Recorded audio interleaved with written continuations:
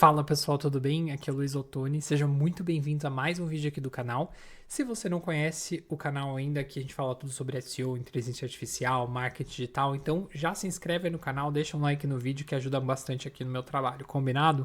Então, sem muito embromation aqui, bora pro vídeo, bora entender melhor sobre o Ahrefs, continuar entendendo, aliás, sobre o Ahrefs. Se você não viu o primeiro vídeo da série, então volta ao vídeo, eu já expliquei pra vocês como que funcionava, tá? A única coisa que a gente não falou sobre a dashboard foi das opções de vocês mudarem aqui em cima, ó, o perfil de backlink, aí ele já traz os widgets específicos para backlink, né? Então, se eu coloco o backlink profile aqui, ele vai pegar o domínio e aí ele já vai me trazer esses dados aqui, ó, de backlink com os widgets, né? Com os infográficos dos backlinks. Então, ele me traz quantos domínios de referência, né? Ou seja, quantos sites diferentes com domínios diferentes linkaram para esse domínio que eu estou fazendo a comparação, tá?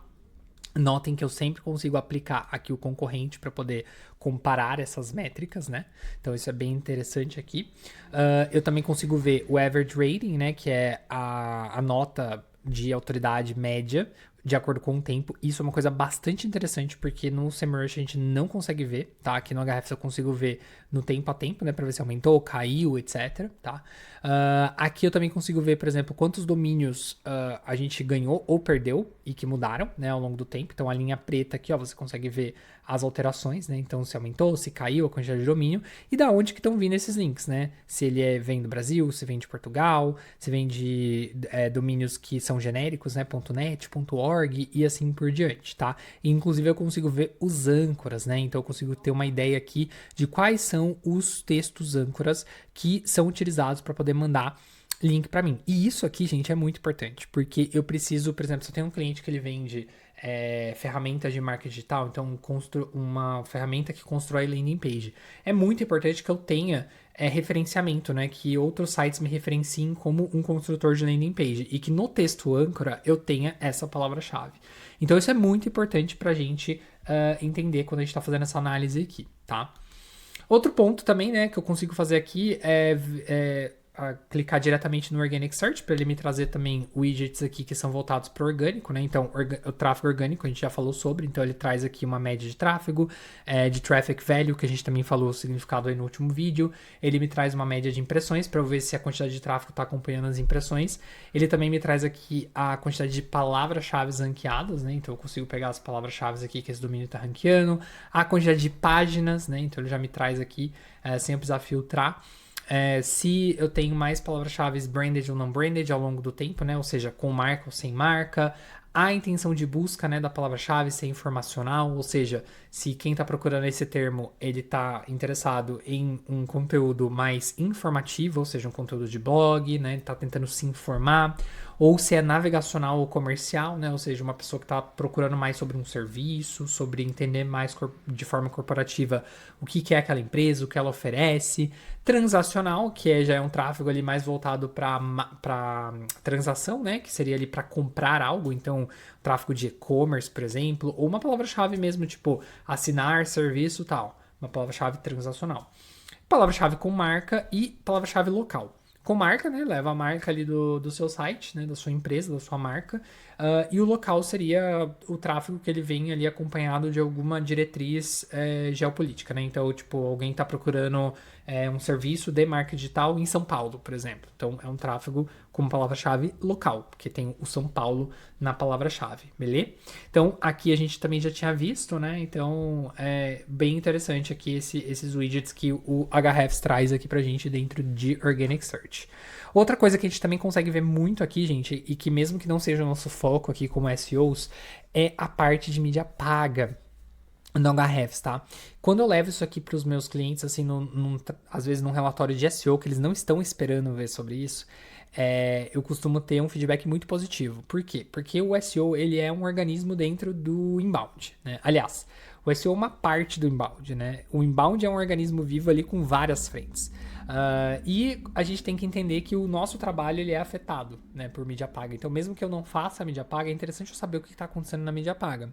E mesmo que a gente não tenha ali efeitos diretos da mídia paga no orgânico, indiretamente a gente acaba tendo bastante coisa juntos, tá? Então, por exemplo, se eu começo a ranquear bem organicamente para um termo que eu não ranqueava, é muito importante que eu acompanhe isso na mídia paga e passe ali para a pessoa que faz a mídia paga, né, que faz a campanha paga, saber que agora eu estou aparecendo bem posicionado para um tráfego, para um termo organicamente, para que essa pessoa não compre mais aquele termo na mídia paga, né, para que eu não perca cliques ali, que eu não tenha prejuízo com canibalização, tá? Então isso é um ponto bastante importante que a gente tem que se atentar como SEOs, né? Então é muito legal você sempre saber e entender o tráfego pago também, você entender o que está acontecendo aqui no tráfego pago. Então aqui eu consigo ter uma média de tráfego pago, né? Do quanto que esse cliente está investindo, que é o traffic cost, né? Então dependendo das palavras-chave ali que ele está comprando, eu consigo ter uma ideia do quanto que ele está investindo por mês. Isso também para o seu cliente é muito legal para ele ter uma noção assim de a concorrência está investindo em média tipo 2, 3, 5, 50 mil dólares.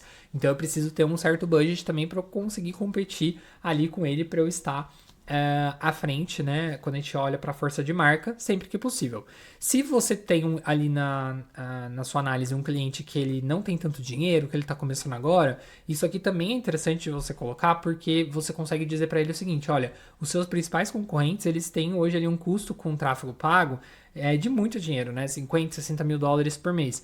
Mas no orgânico a gente não tem esse custo. Então, se a gente fizer um site bem feito, com conteúdo relevante, né? Que o algoritmo ele entenda que o meu site ele bom tá oferecendo informações relevantes ali para o usuário, eu tenho chance de disputar com esse mesmo cara que hoje gasta rios de dinheiro na mídia paga. Então é muito interessante, né? De uma forma ou outra, você sempre olhar aqui para mídia paga, tá? Então eu consigo ver quais a quantidade de palavras-chave, né? Que esse cara hoje está investindo. A quantidade de páginas, né, que esse cara hoje tem para fazer mídia paga, né? Então nota que aqui eu tenho quase 75 páginas e eu consigo ver inclusive aqui onde que estão alocados os meus anúncios de acordo com as palavras-chave, né? Também consigo ver aqui quais são as top palavras-chave orgânicas, top palavras-chave pagas, ao orgânico sempre na cabeça. E aqui eu também consigo ver a evolução dessas palavras-chave pagas, né? Então, se está aumentando, se está caindo a quantidade de tráfego que estão vindo para essas páginas. Então, imagina, para o seu cliente ver isso aqui, gente, é incrível, né? Geralmente eu exporto esses dados aqui, eu coloco ali alguns deles no relatório e aí, eventualmente, eu coloco ali um link para o cliente conseguir ver os dados na íntegra. Porque se o cliente já está pagando você para fazer o seu trabalho ali como SEO, é importante você tentar trazer o máximo de valor para ele também conseguir otimizar os custos, né, os investimentos aí nas outras mídias, né, para ele continuar investindo também em você, beleza? Então, aqui na dashboard, a gente concluiu aí o que tinha, né, pra gente olhar aqui na dashboard, a gente olhou, tá? E aí agora a gente vai seguir para uma outra parte aqui no Ahrefs, que é a página de Page Inspect. Gente, isso aqui também é muito legal, tá? Essa parte aqui de Page Inspect, gente, ela traz pra gente um histórico de mudanças de página, tá? Então eu vou colocar aqui uma outra página qualquer aqui. Vou colocar aqui, por exemplo, a Alelo, tá? Que é aquela vale alimentação. Vamos dar uma olhada na Alelo aqui, por exemplo. A Alelo, eu consigo ver, pelo que o Page Inspect está me mostrando, eu consigo ver onde que eu tive mudanças na página, tá vendo? Então, por exemplo, eu consigo ver que as páginas da Alelo acho que aqui tem algum problema na Ahrefs, né? Mas, por exemplo, em novembro e dezembro, eu consigo ver que eles tiveram alterações. E aí, se eu tiver o plano mais caro aqui do Ahrefs, eu consigo voltar no tempo e ver como que a página estava antes dessas alterações. Então, eu consigo acompanhar o que o meu concorrente até alterou no HTML da página, para eu ter uma noção, tipo assim, o que eles adicionaram, o que eles removeram. Então, isso é genial, né? Isso é muito legal. Eu não tenho aqui esse plano maior aqui, né, que é o Enterprise, mas a depender ali do seu nível ali do seu segmento, né, do nível de concorrência, talvez possa fazer sentido você ter o plano que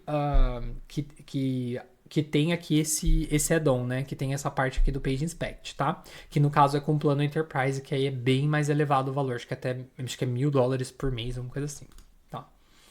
Bom, um outro ponto que eu também gosto bastante do Ahrefs, gente, é essa parte aqui de Site Structure, que ele traz aqui uma quebra da estrutura do site para a gente tentar entender onde que está indo a maior parte do tráfego orgânico. Então, olha só que interessante. Aqui ele traz para mim, ó, tipo, os paths, né, ou seja, os caminhos, né, que a gente tem hoje desse site para eu entender como que esse site é construído. E aí notem o seguinte, que hoje eu tenho aqui 79% do meu tráfego, no caso da Alelo, indo para home. A Alelo, como vocês sabem, né, é uma ferramenta, um site ali que representa vários produtos ali, né, de vale alimentação, vale refeição, etc, no Brasil. E aí eu tenho ali a questão de a gente ter bastante gente que acessa, né, o site da Alelo para ir ali para a área logada, né? Então pode ser por isso que a gente tenha tanto tráfego indo para home, né? Só que é legal porque, por exemplo, assim, eu posso vir aqui, ó, na parte de blog e aí eu consigo verificar se eu tenho de fato tráfego que está indo para o blog. E aí eu consigo ver que a maior parte do tráfego do blog, ó, ele vai para a própria home do blog, né? E aí depois eu consigo ver a quantidade de tráfego que vai para cada conteúdo, tá vendo? Ó? Então eu consigo ter uma visão clara, gente, de onde que está indo, qual que é o conteúdo que teve maior acesso nesse último mês, né? Então eu consigo ver, por exemplo, que esse conteúdo aqui, ó, entenda a diferença entre carboidrato bom e ruim, foi o conteúdo com maior acesso nesse último mês. Então isso é muito interessante, tá? Para eu conseguir fazer uma análise ali de concorrência e entender para onde que tá indo o maior tráfego do meu concorrente, beleza? Outra coisa que eu também consigo visualizar aqui no Ahrefs, gente, que não tem no Semrush, que eu gosto muito aqui do Ahrefs, é essa visão de calendário. Essa visão de calendário, ela traz pra gente uma ideia de alterações no ranqueamento, né, nas posições. O que são essas posições? Aqui eu tô falando de palavras-chave. Quando eu tenho um domínio, né, ali que está indexado, que está aparecendo no Google, conforme mais páginas eu vou criando, mais palavras-chave, para mais palavras-chave esse domínio vai aparecendo. E aí eu tenho que sempre, obviamente, tentar crescer a quantidade de palavras-chave ranqueadas, né? Com esse calendário eu consigo ter uma visão assim mais ampla de se esse concorrente, ou enfim, desse possível cliente, se ele vem perdendo mais ou ganhando mais palavras-chave, ou se ele vem num equilíbrio, né? Pelo que a gente consegue ver aqui da Alelo, por exemplo, ó, a gente teve alguns dias de janeiro, por exemplo, dia 6 a dia 8 de janeiro, tá vendo que eles perderam bastante palavras-chave. Eles perderam mais palavras-chave ranqueadas do que, ou perderam posicionamento, né, de palavras-chave ranqueadas, do que ganharam. E aí, se eu clicar aqui, ó, por exemplo, dia 6, eu consigo vir aqui e tirar, por exemplo, só lost and declined, ó, ou seja, palavras que eu perdi ou caí de posicionamento. E aí eu pulo aqui as que tem a marca, né? Mas eu consigo ver, por exemplo, assim, ó, qual chocolate comer na dieta? Uma palavra-chave super topo de funil, né? Provavelmente de blog. Eles estavam ranqueando para essa palavra-chave aqui.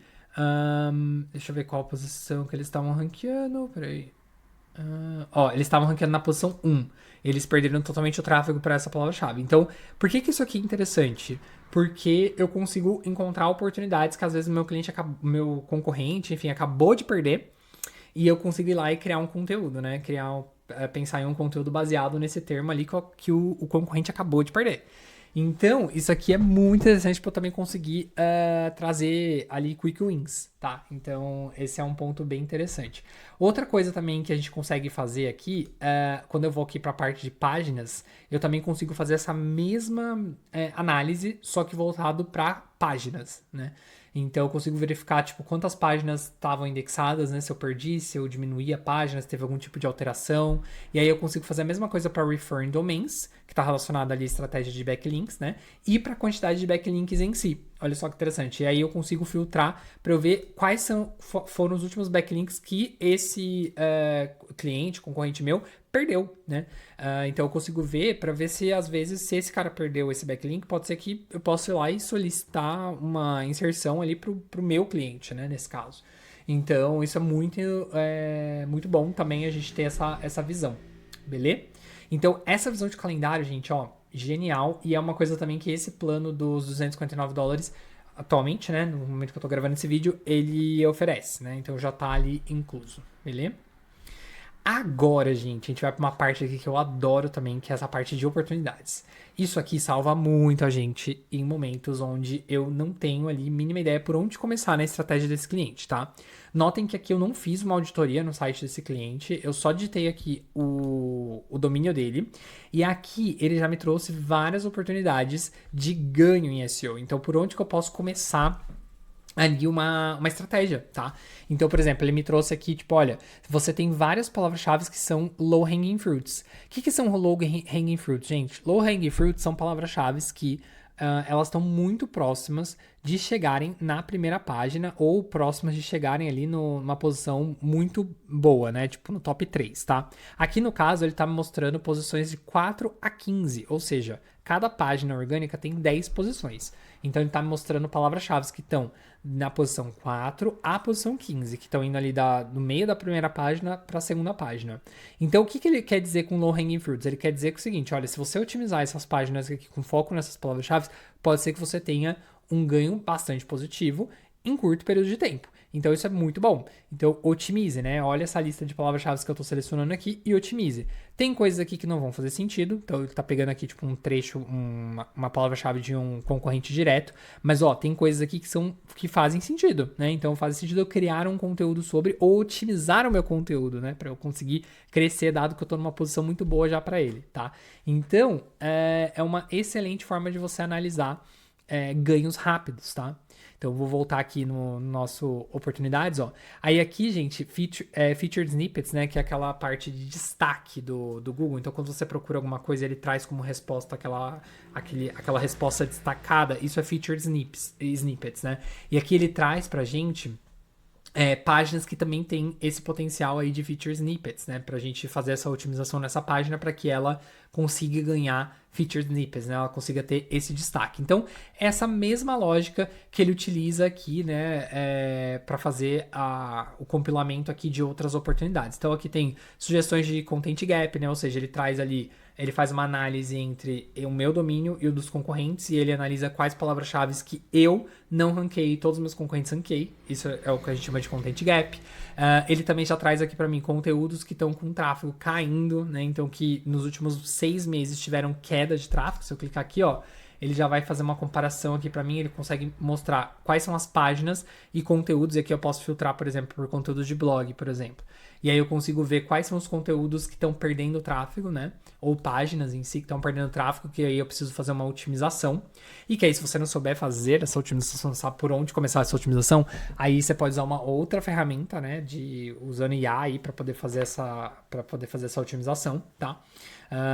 E aí a gente tem aqui, por exemplo, páginas que só foram publicadas uma vez, né? Então ele olha no código quando foi a última vez que essa página foi atualizada, e aí ele vê que não tem atualização. A página foi publicada uma vez só, então são páginas que têm a oportunidade de a gente otimizar pelo menos uma vez, dado que elas nunca foram otimizadas.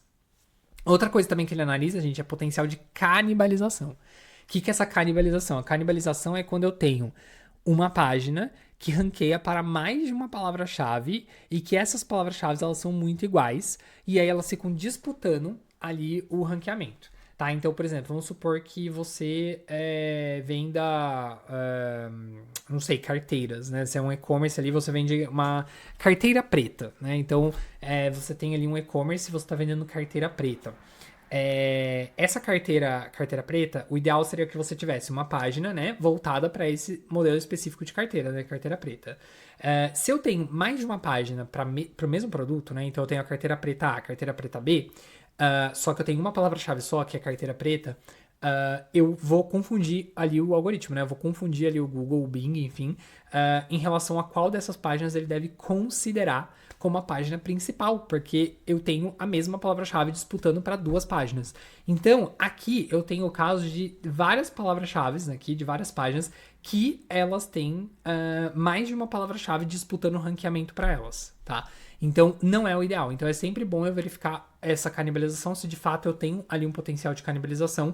E aí, eu dizer para o Google, olha, considere essa página, essa outra página aqui pode desconsiderar, ou até mesmo deletar essa outra página para que o Google não confunda essas páginas, ou remover, né, essa página ali através do robots, tá? Então, tem várias diretivas que a gente pode dar nesse caso, beleza?